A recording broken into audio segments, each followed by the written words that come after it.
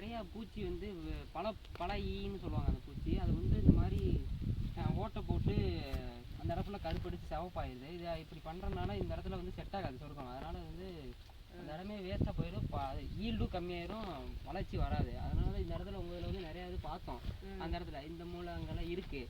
So அதனால் இது வந்து எப்படி கட்டுப்படுத்துறதுன்னா, இது என்ன சொல்லுவாங்கன்னா கருவாடு பொரின்னு சொல்லுவாங்க. இதை இந்த மாதிரி ஒரு வாட்டர்களில் கொஞ்சமாக தண்ணி விட்டு அங்கங்கே ஓட்டை போட்டுட்டு இந்த மாதிரி 2-3 கருவாடை